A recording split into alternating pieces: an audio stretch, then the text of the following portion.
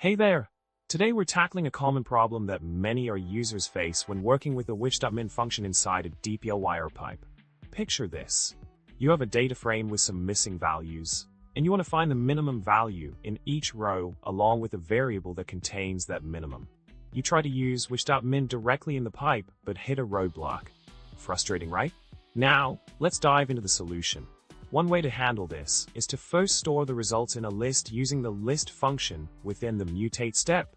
By doing this, we avoid the issue of getting integer 0 and can proceed smoothly. Next, we use the unnest function with the keep_empty=true argument. This step allows us to expand the list column into separate rows while preserving any empty values. As a result, we get a tidy data frame with the minimum values and the corresponding variables neatly arranged.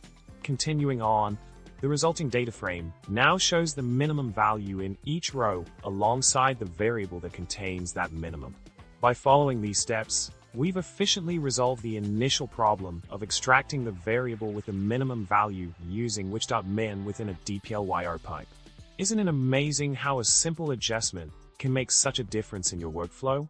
To wrap up, we've successfully navigated through the workaround for handling which.min within a dplyr pipe.